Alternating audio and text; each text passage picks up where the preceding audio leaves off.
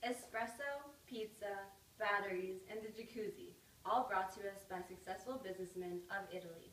I have done a lot of research on Italian customs and can tell you that when conducting business in Italy, cross-cultural skills will surely enhance the success of your business trip. First, I will tell you about Italian customs. Then, I will tell you the current politics and economics of Italy. Last, I will tell you the proper business etiquette according to Italian customs. Let's begin with customs that you'll be dealing with while in Italy. The primary language is Italian, and as a Romance language, it is closely related to Spanish and French.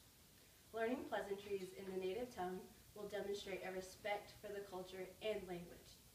Ciao is used interchangeably between hello and goodbye, but an alternative for goodbye would be arrivederci. When meeting someone for the first time, pleased to meet you, I'm Kimberly, which in Italian would translate to piacere, mi chiamo Kimberly. Another tidbit for greetings would be a hug and or air kiss on either cheek of the person you are greeting. The most effective way to get around Italy is by train because of the excellent rail network, but other popular choices are bus, car, and boat. Depending on your destination, taking the bus could be the most cost-effective choice. For example, smaller towns that do not have train stations will surely have bus stops.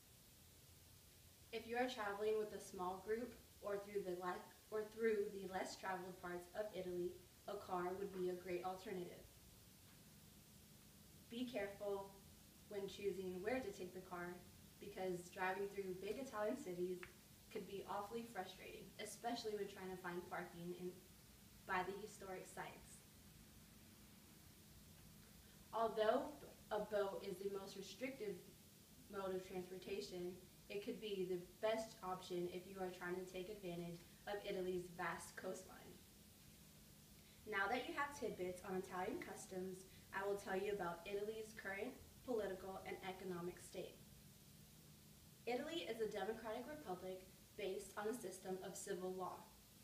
According to researcher Giuliano Amato, President Giorgio Napolitano, the chief of state, acts as the political mediator, but the head of the government is the president of the Council of Ministers, Prime Minister Matteo Renzi. With a diversified industrial economy, there is a clear economic gap between the prosperous northern and sustaining southern regions of Italy. The northern cities in Italy are viewed as the engines to the industrial economy. Meanwhile, the cities in southern Italy heavily rely on agriculture and tourism. Finally, I will give you need-to-know information on Italian business etiquette. Italians do not make punctuality a priority. This includes meeting times and deadlines. It is perfectly acceptable to arrive 15 minutes late to a meeting without prior notice. However, it is the custom to call if over 20 minutes late. Italians lean much more towards quality of living when it comes to the work-life balance. Therefore, work plans aren't taken too strictly. This flexibility is incorporated into deadlines.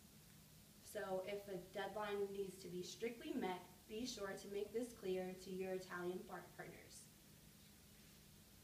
By knowing this information on Italian customs, one should successfully do business there.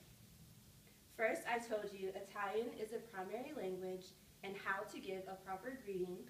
Second, I told you it was a democratic republic and most income comes from northern Italy. Finally, I told you it was perfectly acceptable to be late to meetings, but that Italians vitalize trust. With this information, now you have the tools to conduct successful business in Italy.